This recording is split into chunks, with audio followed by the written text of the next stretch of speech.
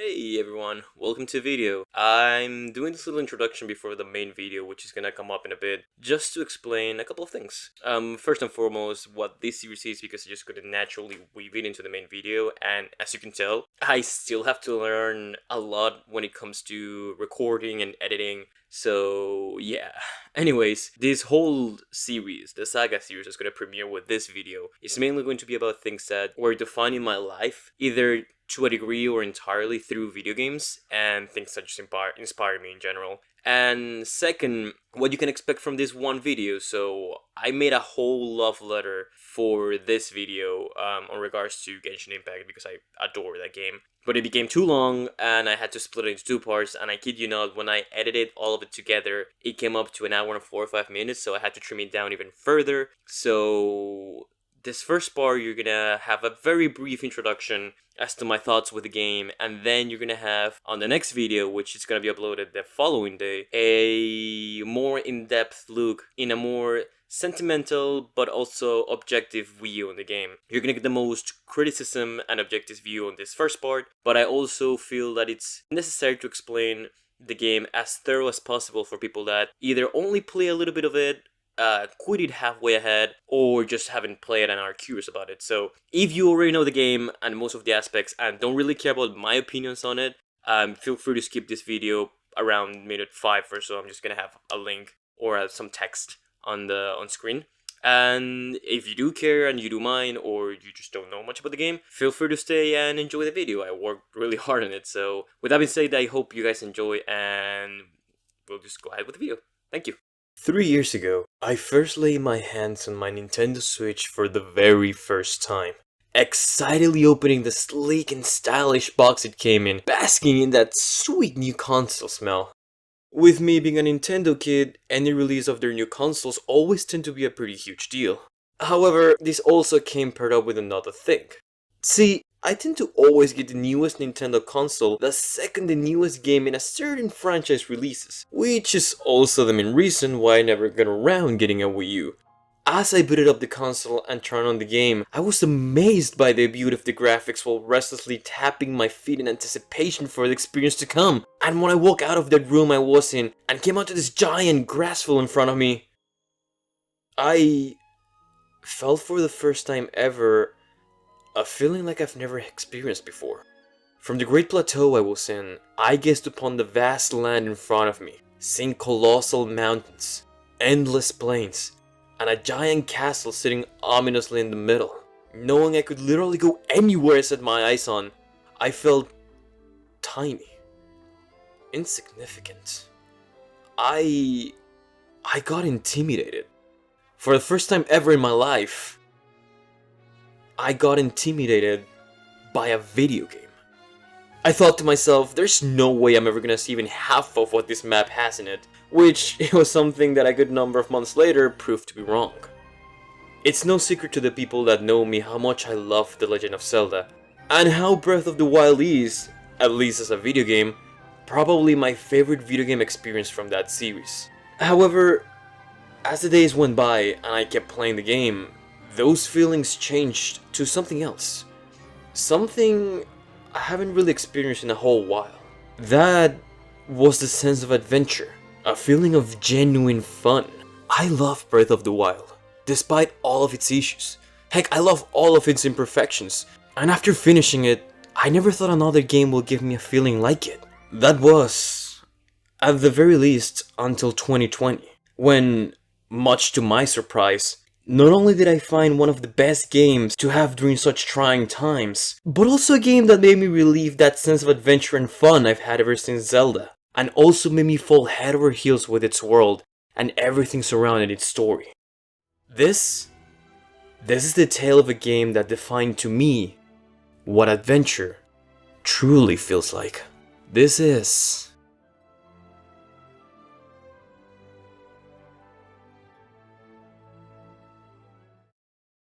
You might have heard about Genshin Impact already. Whether it was because of the news of people randomly breaking their consoles because it looked a little bit too much like another game where they talked about due to its rise in popularity as of late, or maybe because you yourself played as well. However, as time went by, Genshin grew more and more into its own thing, to the point in which it is more commonly known nowadays as that one gacha game by those Chinese developers with all them wives and husbandos. An identity that, while not the one I'd rather have, I'm quite content with in a very ironic way. I still remember the very first time I ever laid eyes on this game. I was watching the trailer with my friends, and we were all pretty much saying the same thing everyone was thinking at the time. Dude, the fuck, this looks just like Breath of the Wild! Have they no shame? Ironically enough, it took that one friend who starts the trends in your friend group to download Genshin Impact for us to decide to give it a chance. Dude, the music on the startup screen, it's so beautiful! My friend said as he waited for the game to boot up. It freaking gives me so much peace. Curious, I decided to download it and try it out after work. As I booted up the game, I was introduced to this amazing animated cutscene that explains the premise of this game. You and your twin sibling are two godlike beings traveling between realms, passing by the land of Pt.I during your travels. However, before moving into the next world, you were stopped by an unknown goddess, who utterly wrecked your chosen sibling and took away the other one. Many years later, we see the traveler sharing his story with what is most commonly known in this game as emergency food. It is here where the adventure begins. And as I casually breezed by the first couple of sections of the tutorial, I came upon a very familiar view. So similar that I couldn't even say it was giving me flashbacks. It was a straight up rip-off. It was a direct homage from the Great Plateau scene at the beginning of Breath of the Wild. Laughing at it and brushing it off to the side, I kept playing, not knowing at the time that this, right here, was the beginning of my adventures in the land of Pt.I and my deep and close relationship with this game. However, before starting to talk in depth about this game and what it means to me, I feel we need to clarify exactly what type of game Genshin Impact is. Mainly because I feel before talking about the real meat and bones of this game, I want this video to either convince at the very least one of you guys to play this game, or maybe even help you see it in a different light. But we cannot do that without first talking about. If I were to give this game a genre, it would probably be something along the lines of MMO gacha action game.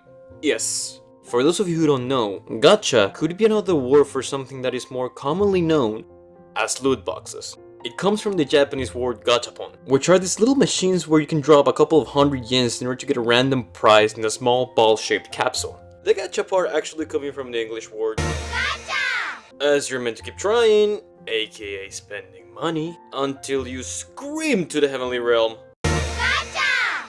As you pull out the prize you wanted, which will normally be a little pin or a cute keychain. I personally am always too scared to put in my bag or phone out of fear of losing it. In Genshin, the gacha system is referred to as wishes, which is fitting seeing as how that's gonna be what you're doing most of the time when a new character gets released. All of the prizes in this game have different levels of rarity represented by the stars they have, going from 1 to 5. Prizes are usually either weapons or characters. Weapons come in rarity 1 through 5, but when rolling or wishing for them, the lowest you can get is usually 3. Characters on the other hand are only rarity level 4 and 5. So thankfully, unlike other gacha games where the characters come in all levels of rarity, once you get your character, that's pretty much it. Also, rarity. Rarity. That's difficult to say. Why is that so hard to say? Now, the wish system is also divided in banners, which there are 4 kinds of. A beginner's banner, in which rolling 10 times will guarantee you one 4-star character named Noel the first time, and a random 4-star character the second time you hit your 10th pull, with this banner disappearing after 20 rolls. Then you have the weapons banner, where you will essentially be focusing on pulling weapons. Yeah. The permanent banner, where you can pull almost all of the characters and weapons in the game with some slight bonuses depending on the patch we're in. And then you have the big daddy of them, the feature banner. This is the banner where most of the new characters are, well, featured. The fuck is wrong with my writing today? And this banner is the only way to get them unless they get inserted on the permanent banner, which hasn't really happened yet. So if you miss your window, you're gonna have to wait for that banner to go up again in order to get another chance. So how exactly do you roll for a chance to get the item you want? That you do with banner tokens, of which there are 2 kinds. The one for the beginner and permanent banner, and the one for the feature and weapons banner. You can get these tokens from many different places. such as the battle pass, certain types of level ups I will explain later, via purchasing them from an in-game shop that utilizes a currency you get from repeated pulls, and lastly, but certainly not least, with what is known as Primogems, the equivalent to air for most players on this game. Primogems can be acquired by doing many different things in this game. For example, doing your daily missions, you can get around 60 per day. Certain quests, events, and level ups can also grant you Primogems, and things such as achievements, reading tutorials, and even opening chests will grant you a couple of them as well. You can also exchange them if you happen to have something called a Genesis Crystal. One Genesis Crystal can be exchanged for one Primogem. Sounds great, right? So how do you get Genesis Crystals? Those you can only purchase by spending your hard-earned money through in-game transactions. Now you see, with the exception of the beginner's banner, each banner has an X percentage of probability of you pulling either a 3, 4, or 5-star item from each one of your pulls. On top of all of this, for the featured banner, the very first time you pull a 5-star, it has a 50-50% of either being the featured character or another 5-star item. And I cannot even begin to explain to you how much anxiety-inducing it is seeing that golden stars suddenly appear on your wish screen and you painstakingly pressing X over each and every single 3-star crap you get until you can check whether or not you got the Vigilant Yaksha or not. And let me tell you, it's even worse when you see one of your friends doing the exact same thing. However, if you did not manage to pull the 5-star character on the featured banner at first, your next 5-star pull will be guaranteed to be that character. Now, I'm sure some of you dear viewers must be thinking something along the lines of, this kinda sounds like the game is actually asking me to spend money in order to get what I want, or to get like a really good character or weapon that I can just imagine you like need in order to be able to play the game properly. And I mean, you're kinda half right, but also half not right, to be honest. We're gonna put a half pin on that, because you see, there's another thing that should be noted about pulling 5-star characters. You see, the developers at MiHoYo, Tekotakus, Save the World, are very generous when it comes to giving out free Primogems. Again, whether they be free Primogems or fate tokens you get from events, to even giving a hefty amount because of server maintenance or fixing a character's ability that was not working properly. And also, you are bound to get a really good amount by just playing through the game's main story and many quests as you go. Yes, you can purchase Genesis Crystals if you want, and I mean, good god, some of these prices. But what if I told you, dear viewer who might be thinking about investing a couple bucks on Primogems on this game, that there's actually a more cost-effective way of spending your hard-earned cash on. That will either be the 10 bucks you can pay for the battle pass, which not only gives you a couple of Primogems and fate tokens, but also a good amount of items that will save you the hassle of having to grind for them, as well as the blessing of the Walking Moon. You see, whenever you purchase this add-on, you automatically gain 300 Genesis Crystals, meaning 300 Primogems right out of the bat, as well as 90 Primogems per day for a period of 30 days. You can also stack many blessings of the Walking Moon up to 180 days, meaning you can stack it up to 6 times, getting 1,800 Primogems right out of the bat, which is around 10 wishes in most banners.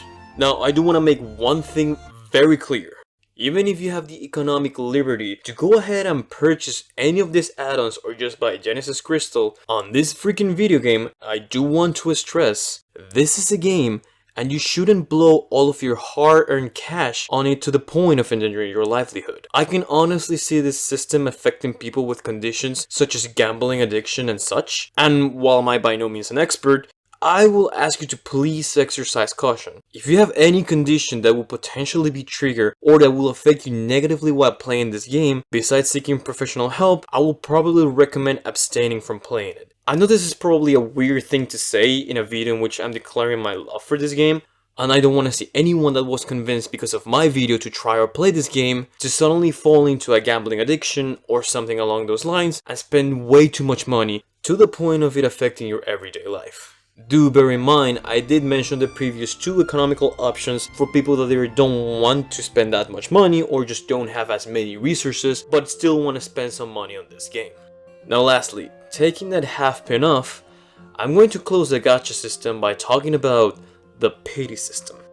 I will try my best to explain this system, but it's a bit complex, so I apologize if it sounds a little bit confusing. Again, with the exception of the beginner's banner, each banner has a certain threshold that once met will increase your probability for pulling a 5-star item exponentially. The one I'm the most familiar with is the Pt.I system of the permanent banner and the feature banner. After reaching around 70 to 75 wishes without pulling a 5-star, each consecutive pull from that point onwards will give you an increased probability on getting your 5-star. This Pt.I 5-star item is what most players aim to, sitting comfortably around 70 wishes while they wait for the new character to get released. A new character being released is usually this colossal event in and of itself. I mean, you should see some of the trailers and theme songs that pop out left and right whenever they come out. And honestly, all of them do a really good job about hyping you up for said character. Now, in and of itself, this sort of gacha practices will normally be something a lot of people will frown upon. I can't begin to tell you how many people I've known that have been turned off this game by the gacha system when it's actually one of the better ones out there. Yes, it really sucks when you farm so hard for a character only to get a weapon or someone you didn't want. But I mean, it can also give you a massive rush of serotonin when you actually get what you wanted in the first place. Plus, if I'm honest, miHoYo is very open about the fact that this game is a gacha-based game and doesn't BS you in order to spend money. Like, if you want it, they will show you the store, but that's like about it. And they don't even show it to you like at first, like you actually have to go and look for it yourself. But suffice to say, between the Pt.I system and all the ways you have to get Primo Gems, it's more than enough for you to get a good 5 stars here and there. That thing being exactly what you want or not is a completely different story. Yeah, the game is built in such a way in which you're heavily encouraged to pay in order to secure getting what you want, but what I'm trying to say is that there are other ways around it, even if they do require a bit of time and grinding. And it is also a system heavily based on luck. There's a certain thing about getting characters in this game. You're not gonna be getting a character that's just sitting there waiting for you to press a button for it to go and attack in a sort of simplified turn-based gameplay. Rather, you're actually pulling for a fully fledged character with a unique backstory and gameplay mechanic that makes it so you want to pull for them even harder. Now moving on to the actual gameplay. The game is an open world action game with heavy RPG elements in which you control a party of 4 characters, each with 2 attack skills, 2 passive skills, and 1 field skill. Each character, with the exception of the Travelers, uses one of the 7 elements that rule over Teyvat. Think of the Avatar series if that helps you. The main gist of the game is its unique elemental reaction system, in which elements, well, react when they come in contact with each other. One of the most common examples will be having a character that uses water attacks. Whenever water comes into contact with any character or enemy in the game, it applies to them the wet status. Now let's say they, in return, get in contact with any source of ice whatsoever, whether it be an attack, an ability, or even a tiny flower that produces an ice element. Once someone with the wet status comes in contact with the ice element, they will automatically be frozen in place, making them unable to move for a certain period of time. This is the bread and butter of this game, as you will find yourself trying to acquire as many characters from all different elements and weapons in order to overcome the many challenges of this world. The elements in this game are referred to as follow. Fire is Pyro, Ice is Cryo, Water is Hydro, Earth or Stone is Geo, and lastly, nature is known as Dendro. The Twin Travelers are the only characters that, at the moment, are able to freely change their elements to any element available in the game. And also like the elements they will, each character is only really able to hold one type of weapon at the same time, which there are 5 of in this game. Those being regular swords for balanced combat, heavy hitters with claymores, bows with the ability to imbue their arrows with elemental energy without the need to use any type of skills, and are even able to hit weak points for more damage.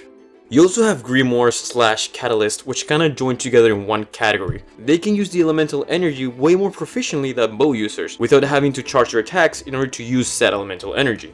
And lastly, you have the very fast and nimble polearm users. Each weapon feels very different from one another, even to the point of having different types of combos and charge attack properties to themselves. This is what makes Genshin such a unique experience. You will start structuring your party based on your own preference, desired elemental reactions and affinities, or simply because you like the synergy between different types of party members. Each character in this game is very unique on how they play, as even characters with similar skill sets will have different properties based on the elements and weapons they use. Take for example a character like Venti, a 5-star Anemo bow character. With his elemental skill, this being his basic attack skill, he can either create a surge of wind that will lift the enemies, or a more bigger and powerful upward gale that will end up lifting himself and any party member for a short amount of time. And then you have his elemental burst or his ultimate attack, which creates a black hole of wind that will attract any enemy and item into its center. And because this is an anemo skill, whenever it comes into contact with any other of the basic elements, you can even make this vortex a black hole of hellflame if you wanted to.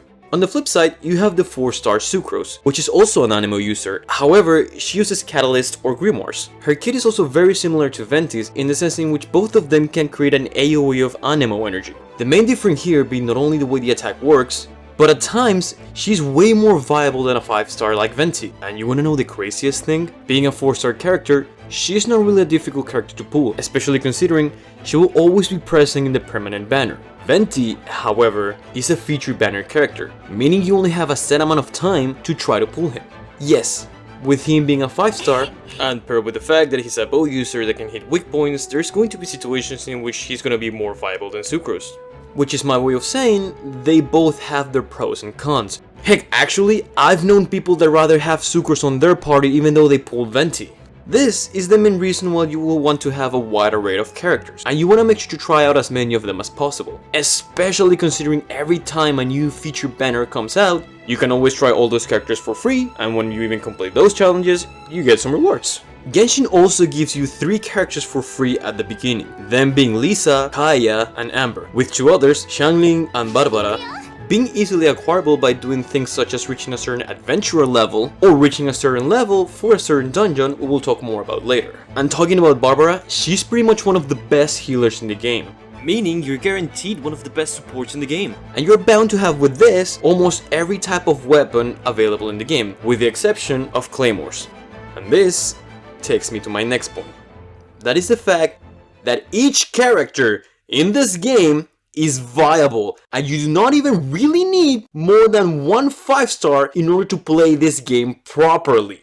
When you start playing this game, you will see so many people telling you this sweet creature of a character sucks and that she has no redeeming quality whatsoever in the game. But let me correct that. You could build any character to be powerful and strong enough to go through the whole game, as of now, without ever really pulling another character if you wanted to. Now, whether or not you do like one of those 6 characters they give out for free is another topic altogether. Especially considering the point of this game is trying to roll out for as many characters as you can. But I only wanted to emphasize that just because we get those 6 characters pretty much for free, doesn't mean they suck to the point of being utterly useless. You might need to work harder here and there, yes, but nonetheless, they are as viable as any other character in this game. You see, to me this whole conversation about which character sucks and which character doesn't is actually pretty hilarious and stupid because I like characters like the Traveler, Amber, and Kaya. And those are some characters that people tend to say they don't use because they suck or because they're really hard to build properly. And even if you do, they might not be as effective as other 5-star characters. I mean, for the love of God, my friends cannot go a single day without making fun of me for using Amber. But that is kind of the beauty when it comes to playing this game. Like whatever character appeals to you. All of them are genuinely great and well-made characters, with an amazing and engaging backstory that anyone can potentially connect to. Heck, that's one of the main reasons I like Amber. Yes, 5 stars do have that epic animation whenever they use their ultimate attack, and in base at least, they can be stronger than 4-star characters. And yes, there is ways to build characters in order for them to one-shot every single enemy in the game if you wanted to. But just as the teachings and beliefs of the city of windmills and dandelions, you are free to experiment and do what you like the best. Don't be that person that pester everyone else saying they have to get Xiao and they have to get Xset in order to make him the most broken character in the game. I want you to reach that conclusion yourself. Find your own answers and your own way to play and be on this wonderful world. That aside, however, beside characters, elements, and weapons, you also have artifacts, which are enhanceable equipments just as weapons that will boost certain stats depending on each piece. This is something I recommend beginner players to dabble on every so often, but not worry too much until reaching level 25 or 30. Also, this video is turning out to be longer than I expected, and this topic is very in-depth, and I'm probably not the best at it, so if you want more information on it, there's a plethora of other YouTubers that can help you with it, so yeah.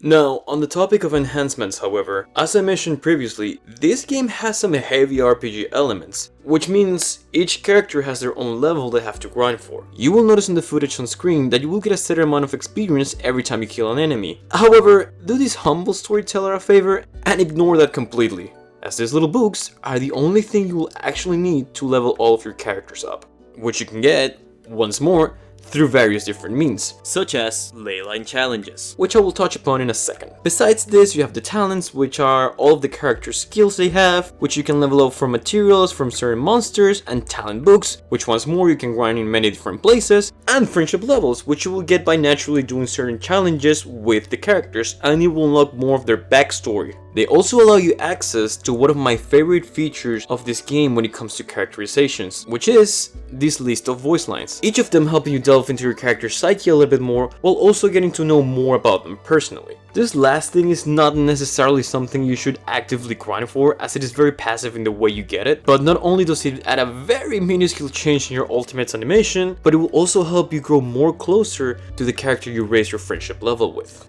Oh yeah, and weapons are like another thing that require level up on themselves, because they also use these crystals that you can either mine or get at the forge as well. Oh, and okay, there's one thing that I've been avoiding talking so far in this video when it comes to leveling up in this game, which in of itself also ties with one universal truth that both make this game even more amazing than you might think at first, but also, sadly, is what makes it unable to reach its full potential, in my opinion. As I mentioned before, there are many things to level up in this game. What presides over pretty much all of these systems is one of the game's biggest flaws, the Resins system. Let's break it down as such. Your world level dictates how strong the monsters in the field are, how rare the loot you found in chests is, the amount of loot the different ley lines scattered across the world will drop, etc. Your world level up after reaching a certain level of adventure rank, which basically means filling up an experience bar that increases with pretty much every action you take in the game. Your world level will automatically level up once you reach the necessary adventure rank, or by completing a certain domain once you reach said adventure rank. The adventure rank also pretty much dictates how much you can do in the game, as certain domains, being pretty much this game dungeons, quests, character level up tiers, to even the ability to play online are all logged behind adventure ranks. At first, leveling up your adventure rank will honestly feel very slow and tedious, since there will be times in which you will be asked to level up around 3 or so levels in order to go to the next story section. However, I feel once you reach adventure rank 25, you pretty much have enough options out there to level up the adventure rank rather quickly. The offset to this, however, is that since your world will start leveling up more quickly, you will need to make your character stronger in order to survive in the wilderness of Teyvat. This is where you will hit your ascension ranks. When a character or weapon reaches a certain level, instead of using those little books I mentioned before, you will need to gather certain types of ascension materials in order to advance your character to the next tier of levels. Within the first couple of ascension ranks, you will be asked to find things you will naturally pick up as you go, especially if you're an avid MMORPG player. However, as you might infer, the higher you go into each ascension rank, more and more materials are going to be asked of you, to the point in which you will need to fight world bosses, special monsters that are found around the map with their own special arenas. If you manage to beat them, you will claim some of the materials that you need in order to ascend your characters. Most of these materials you will be able to forge or even purchase in the in-game shop, but there's always going to be that one material that you can only obtain by defeating bosses. This also rings true for weapons, since boss materials are changed for special materials you can only get at certain domains, which will have that specific reward depending on the time of the week. The problem lies, however, in the fact that in order to claim your rewards from anything you do, whether it is bosses, domains, or lane line challenges, you need to spend what is known as original Resins, a currency you will automatically get when you start playing the game, and once spent, will refresh as time goes by. If, however, you are impatient and do not want to wait this time, you can either spend what is known as fragile Resins, a special type of material that you can now get in the free version of the battle pass, and is also given after certain quests or adventure rank level up bonuses. There are also craftable condensed resins, which you can only carry 3 of at any given time, and they will increase the amount of rewards you get from all of these challenges. However, you can also spend primogems in order to get original Resins. But I heavily recommend you not to do this, as I think it's a waste of the single-handed most valuable resource you have in this game. Now, in case you didn't pick it up from that explanation, this system is rather similar to the cooldown system placed in most mobile games, as once you run out of Resins, you will need to wait for them to refresh before being able to keep grinding in this game. Yes, you can do some quests, continue the story, help friends out there, explore, and do events, but in order to get your character where you need them to be, you're going to need those fragile Resins. You're going to need those condensed Resins, but more than anything, you're going to need your original Resins to replenish themselves. This makes it so once you reach a certain point in the game, specifically when you're caught up in the story, you're left with an endless loop of waiting for more content, whether it is a new event or a new character to come out for you to roll. And this right here is what makes this game become what is most commonly known as a grind fest, as your experience will predominantly become doing quests to raise your adventure level and then grind for all of those materials you need in order to make your character stronger. Because of this, Genshin Impact players tend to reach a point of burnout, which is a massive problem this game has been struggling ever since its release, as even the base story this game came out with was pretty much incomplete for months until we finally got what was pretty much the prologue. Now, why is this though? The reason for this being, one, this game was actually made by developers that were solely used to do mobile games, and two, because of the fact that this game has to have cross-platform with consoles, PC, and mobile devices. Meaning that, in a way, Genshin Impact is a game that has to function both as a mobile game as well as a console game. I don't want to spend too much time in this, as I do want to talk about all of the other aspects of the game. However, when you think about it, the reason why this is so impressive is that it is absolutely mind-blowing how a studio experienced only on mobile platforms have managed to make such an outstanding title with an amazing production quality available in so many different platforms, to the point of it being so accessible not only due to the amount of places it was ported onto, but also thanks to the fact that this massive beast of a game is 100% free to download and play. However, when you flip the coin to the other side, there is a negative to this as well. The fact that this game has to cater to mobile device players as well is what I feel holds Genshin Impact from reaching the potential it could have. Take for example the fact that this is a 100% online game, meaning that you're required to have a connection at all times if you want to play this game. Now because of this, you also have online co-op, and a very lacking one at that. It's almost non-existent, and could have easily been scratched if you were to ask me. That is at least up to the date of this video. You see, while you can select which server you want to start your game in, the session each player will be started in automatically will be their own world, where players can travel to and from, meaning that when you want to play with friends, you either have to visit their worlds or they have to visit yours. Think of Animal Crossing if that makes it easier for you. You both can run around and discover more of the world. And I know what you're thinking, on paper it sounds absolutely amazing, right? Well, you see, there are heavy limitations upon having someone entering your world. You can do things such as crafting, starting or turning in quests, or even do explorable domains. Heck, even guest players into your world can open chests, as those are reserved uniquely for solo play. You are only really able to fight certain monsters and world bosses, as well as all of the other material domains. Yes, you can do some gathering and purchasing in certain stores, however, the loot is not evenly spread within all players, so players could accidentally steal your loot from your world, heavily impacting your grinding. Now, if a quest is started when your guests do arrive to your world, they're actually able to help you with said quests, but you cannot turn them in until your friends leave your world. Which I believe I don't need to explain why it is such a massive inconvenience to begin with. I feel this lack of online co-op play is something that absolutely drags Genshin's potential as an online game.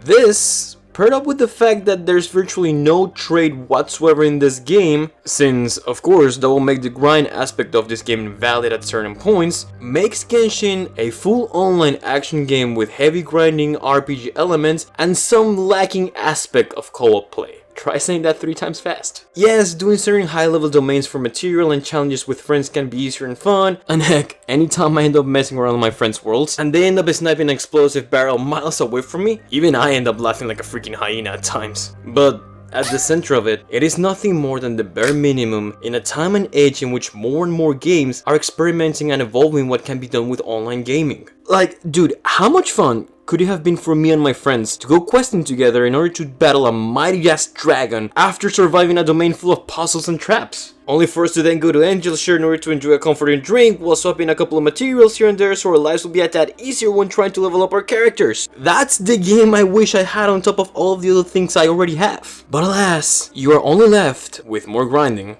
but this time with friends. After these 2 sections, I sound like I really hate this game, but I swear I like freaking love it. It's just, it does so many things I hate. But then again, I love it, including those things that I hate it does. Listen, when you break it down, Genshin seems like a game that could reach so many new heights if they would have made it with co-op multiplayer in mind. But since many of these things cannot happen due to it having to cater to mobile players, we're left with an amazing game with poor co-op. And yes, I also know I'm probably asking for something I could easily get on another game, but I'm just arguing the fact that this game could have been even better than it is already if it would have had proper co-op.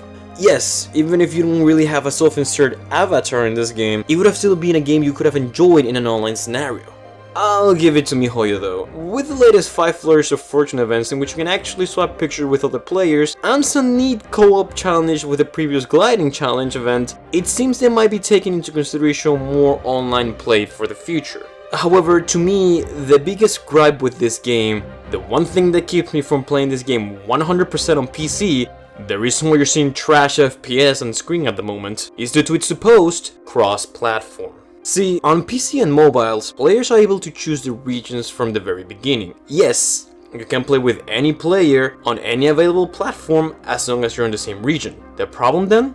On consoles, specifically on PS4 in my case, your account is tied to your PSN account, meaning you are completely stuck in the region your PSN account is set to, with no options to change it whatsoever. Because of this exact same reason, while you can cross-save from PC and mobile, you are unable to move all of your console progress from a PC or mobile account, meaning you will need to start from scratch if you wanted to experience this game to its full potential. This might be on me because I either didn't think about it or took the time to research, but by the time I realized this, I was very in-depth on this game with a good number of characters very well leveled up by that point, and you can bet there was no way in Gehenna I was gonna throw all of that out of the window just to start from scratch on the PC. On top of it all, hoping that I was gonna have the same luck I had on PS4. Like, there was just no way I was gonna let Venti go. Like, I don't even know how people play this game without Venti. Like, traversal with him is so much more easy, I don't know how people do in this game without him. I will highly recommend experiencing this game on PC or mobile devices if they have the capacity to. But if your only option is either consoles, or if most of the people you would like to explore this game with can only play in consoles, you can still enjoy this game, but probably not to its fullest. Now, yes, I have spent quite a bit of time trying my best to explain the inner workings of this game, but that's only because I really want everyone to be on the same page from this point onwards. And while I also want as many people to experience one of my current favorite games, I want everyone to know the good, the bad, and the ugly, and how I feel about all of these aspects. It just seemed fair to me since I've talked to so many people that wanted to give this game a try and weren't really sure about what it really was about or got turned off by the gacha and grinding aspects of it, which in and of itself, it's fair. However, the reason why I'm talking about this game in this particular series is because it means something to me, because it inspires me. And like I said before, I love this game, all of its flaws included. So I think it's time to put all of those technical stuff to the side and get into what makes this game such an enduring masterpiece, in my opinion.